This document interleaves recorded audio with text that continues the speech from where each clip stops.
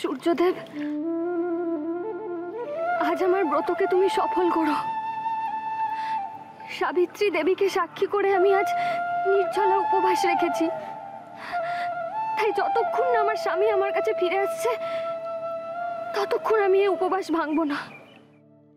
আমার বিশ্বাস, আমার ভালোবাসা, আমার নিষ্ঠায় তুমি এত শক্তি দিও আমি যেন আমার স্বামীকে ফিরিয়ে আনতে পারি।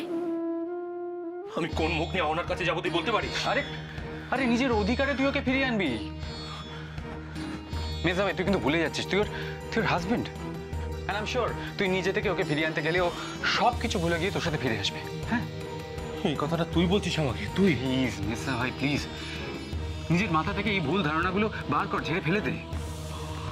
নিজের চোখের সামনে এই কালো পর্দাটা সরা। Please try to understand. শোন, এতদিন তুই সেটাই বুঝেছিস যেটা তোকে বোঝানো হয়েছে। কোনোদিনও নিজে সত্যি মিথ্যে যাচাই করে দেখিস নি, চেষ্টাও করিস নি, যেটা আমি তোকে বারবার বুঝিয়ে এসেছি।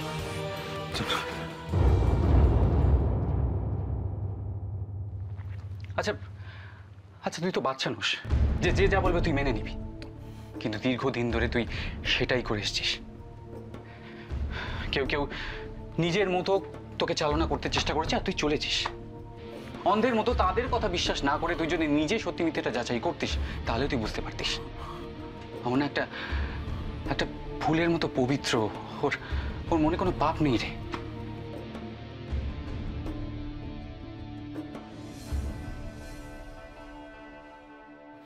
তুই একটা কথা ভেবে দেখ, আমার না যবে থেকে এই বাড়ি থেকে গেছে কি সব ঘটে চলেছে।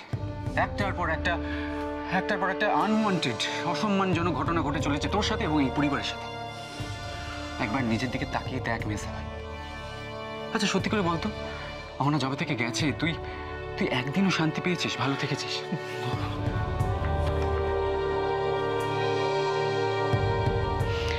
তুই বুঝে উঠতে পারছিস না তুই কাকে হারিয়েছিস মেজা ভাই। আর এতদিন ধরে তুই একজনের জন্য এত কিছু করে গেছিস, কিন্তু বন্নি সে কি করেছে? প্রতিবারের মতো তোকে বিপদে ফেলে দিয়ে পালিয়ে গেছে, জাস্ট কেটে পড়েছে। আচ্ছা মেজা ভাই, এটারই নাম কি ভালোবাসা? তুই সব কি বলছিস? আমি কিচ্ছু বলতে পারছি না। মেজা ভাই, আমি যেটা নিজের চোখে দেখছি তুই সেটা দেখেও দেখতে পাচ্ছিস না।